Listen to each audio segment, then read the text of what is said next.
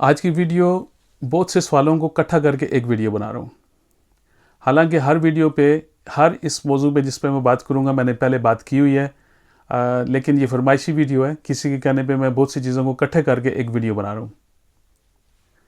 अस्सलाम वालेकुम, मेरा नाम है राजा कामरान और मैं हूँ आप मेज़बान आपके अपने चैनल आस्क आरके के साथ। जैसे मैंने पहले बताया कि बहुत सी वीडियोज़ को इकट्ठे करके, बहुत से सवालों को इकट्ठे करके एक वीडियो बना रहा हूँ। अब सवाल क्या है? सवाल ये है कि शुरू से जैसे एक बंदा स्पेन के अंदर आज एंटर हुआ है और उसके पास किसी किस्म का कोई वीज़ा नहीं है, वहाँ से मैं उसका सफ़र शुरू करूँ और उसके पास जिस दिन पासपोर्ट आए वहाँ तक मैं इसको एंड करूँ और स्टेप बाय स्टेप बताऊँ कि किस स्टेज पे क्या काम करना है। सबसे पहली बात, एक बंदा स्पेन के अंदर आ गया है। मैं अपनी अपनी ही बात रिपीट कर दूँ कि आप कैसे आ गए हैं। आप जहाज़ पे आए हैं, आप ट्रेन पे आए हैं, आप बस पे आ गए हैं, आप टैक्सी पे आ गए हैं, आप पैदल आ गए हैं, आप घोड़े पे बैठ के आ गए हैं, आप किसी खच्चर पे बैठ के आ गए हैं, इससे कोई फ़र्क नहीं पड़ता। इससे फ़र्क पड़ता है कि आप हिफाजत से स्पेन के अंदर आ गए हैं, आपके पास आपका वैलिड पासपोर्ट मौजूद है। अब आप क्या करेंगे? सबसे पहले कहीं पे भी हम जाएं तो क्या करते हैं, हम अपनी रिहाइश का बंदोबस्त करते हैं, अकोमोडेशन का। ये रिहाइश शेड भी हो सकती है, यानी एक ऐसे घर में मैं चला जाऊं जहां पे और लोग भी रह रहे हैं, मैं उनके साथ एक कमरा ले लूं, या एक कमरा किसी के पास है मैं उसके साथ कमरा शेयर करना शुरू हो जाऊं। क्योंकि शुरू के साल मुश्किल होते हैं दो जो हैं, इससे जितनी बचत हो जाए उतनी फ़ायदे की बात है। फ़र्ज़ करें कि मैं ऐसे घर में गया हूँ जहाँ पे पहले 7-8 लोग रह रहे हैं, मैं किसी के साथ कमरा शेयर करना शुरू हो गया हूँ, या मैं अफोर्ड कर सकता हूँ तो मैंने अपना कोई अपार्टमेंट ले लिया है, अपना कोई पीसो ले लिया है। सबसे पहले काम मैंने ये करना है कि मैंने लोकल टाउन हॉल में अपनी रजिस्ट्रेशन करानी है, जिसको स्पेनिश में इम्पाद्रोमिएंतो भी कहते हैं, पाद्रोन भी कहते हैं, और हमारे अपने लोगों ने इसको अपनी ज़बान में पद्रोन भी बना दिया है। वो कैसे होगी?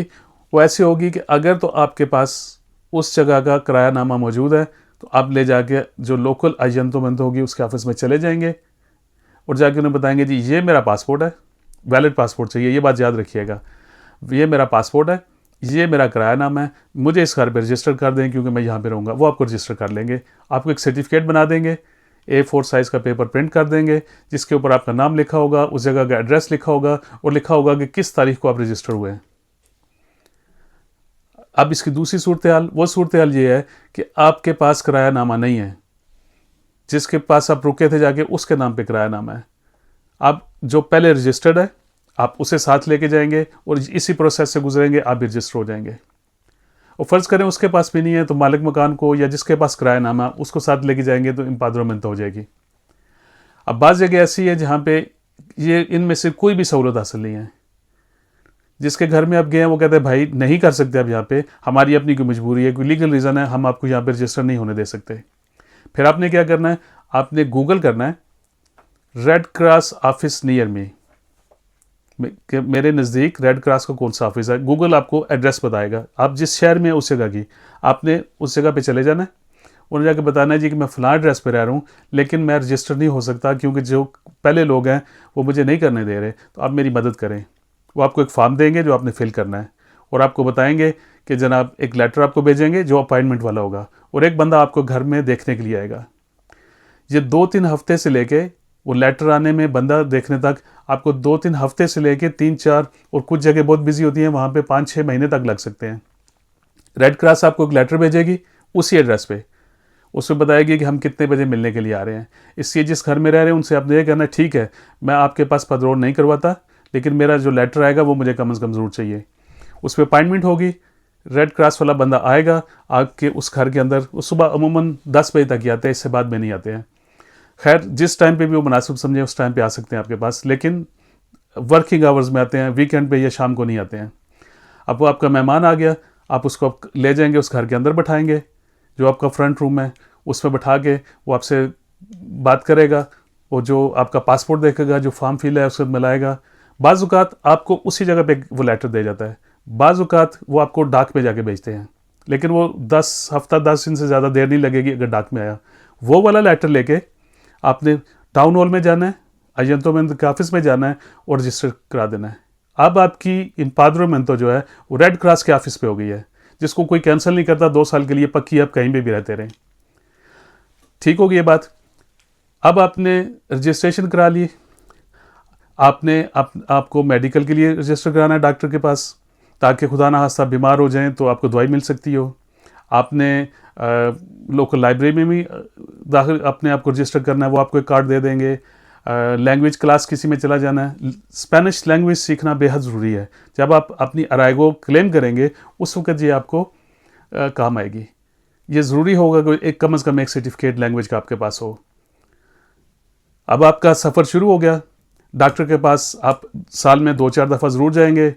कुछ नहीं तो कह देंगे जी मुझे फ्लू हो गया है या मेरे सर में दर्द है, ताकि आपका एक रिकॉर्ड बनता रहे कि आप गए थे, और ये आपके लिए सब फ्री है।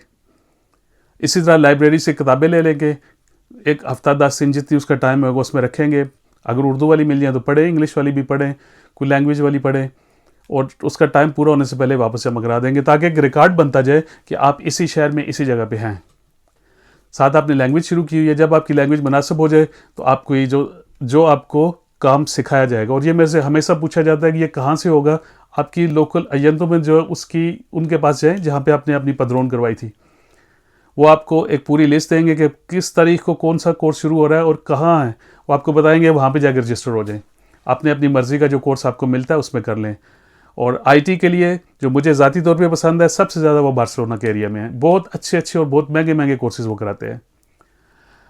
अब ये काम हो गया आपका। साथ आपने और क्या करना है, आपके साथ अपना काम भी ढूंढना है, पार्ट टाइम मिले, फुल टाइम मिले, ताकि ये आपकी ये एक्टिविटी भी मुतासर ना हो और आपकी बेसिक चीज़ भी चल जाए। अब फास्ट फॉरवर्ड कर दे, आपके 2 साल पूरे हो गए। आपने पाकिस्तान से अपना करैक्टर सर्टिफिकेट मंगा लेना है, आपने पाकिस्तान से अपना बर्थ सर्टिफिकेट मंगा लेना है। ये आपकी बेसिक चीज़ें पाकिस्तान से मंगाने की, बाकी सब चीज़ें यहाँ से हैं। और इसके ऊपर तफसील से मेरी वीडियो मौजूद है। सारे पेपर पूरे करवा के आपने पूरी रिक्वायरमेंट्स पूरी करा के अपनी अराइगो के लिए जमा कर दिया। अराइगो भी 5-6 किस्म की हैं और सब के लिए मैंने वीडियो बनाई हुई है।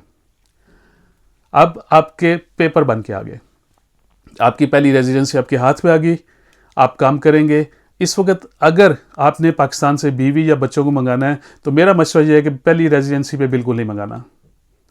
आप अप्लाई कर सकते हैं, लेकिन इसमें ज़्यादा चांस है कि रिफ्यूज़ हो जाएंगे आप, अनलेस आपके पास कोई बड़ी सी बैंक स्टेटमेंट साथ उसको सपोर्ट करने के लिए ना हो, जो कि आपके पास नहीं होगी, क्योंकि आप तो 2 साल पूरे खर्चे ख़राब हो गए यहाँ तक पहुँचे होंगे।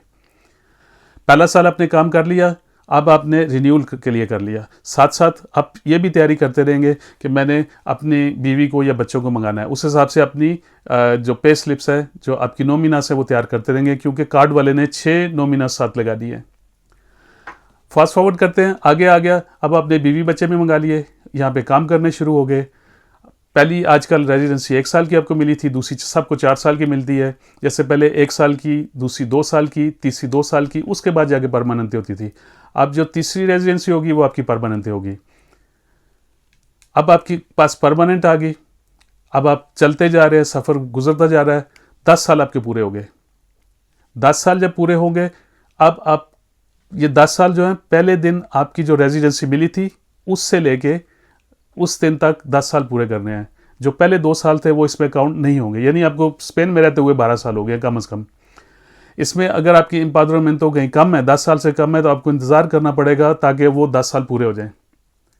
अब आप क्वालिफाई कर गए हैं पासपोर्ट के लिए। पासपोर्ट लेने के लिए आपको क्या चाहिए, एक आपको लैंग्वेज का कोर्स करने की ज़रूरत है, दिल या दोस्त। इतना बड़ा नहीं है, इतना मुश्किल भी नहीं है। 10 साल 12 साल आप लगातार जहाँ पे रह रहे हैं, काम जहाँ पे कर रहे हैं, तो यकीनन आप उसको पास करेंगे। दूसरा, कल्चर के लिए, तारीख़ के लिए, जिसे CCSE कहते हैं, वो आपने पास करना है। पाकिस्तान से आपने अपना करैक्टर सर्टिफिकेट मंगाना है, बर्थ सर्टिफिकेट मंगवाना है, और जो भी पाकिस्तान से जब भी चीज़ मंगाएं उसको ट्रांसलेट करवाना है। पाकिस्तान से अभी तो आसान हो गया, अब सिर्फ अपोस्टाइल करवाना है। और मेरा मशवरा होगा कि ट्रांसलेशन यहाँ से करा लें, स्पेन के अंदर से। ये ज़्यादा अच्छा तरीका है, महंगा है लेकिन बेहतरीन तरीका ये है। सारी चीज़ें आपने जमा करा दी।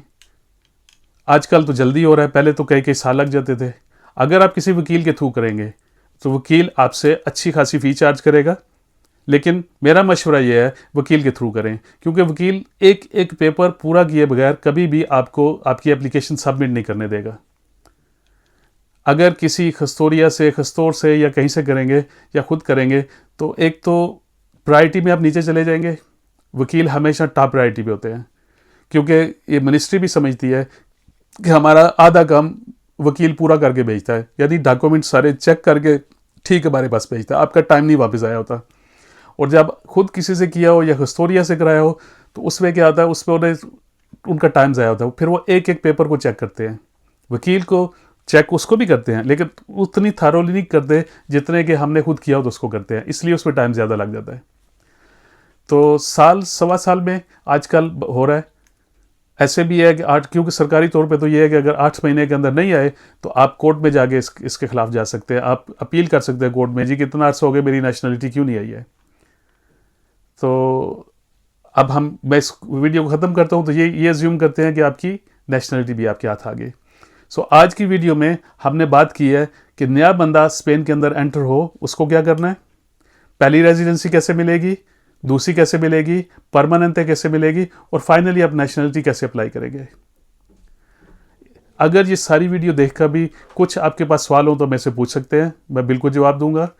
मेरे पास मेरी टीम भी मौजूद है आपकी हेल्प करने के लिए। अगर किसी को कोई केस सबमिट करना है, फैमिली को बुलाने के लिए, बेसिक पेपर अप्लाई करने के लिए या नेशनलिटी अप्लाई करने के लिए, ये सारे काम मेरी टीम आपके लिए अपनी फ़ीस के लिए करती है। ख्याल रखिएगा अपना, मिलते हैं अगली वीडियो में, तब तक के लिए अल्लाह हाफिज़।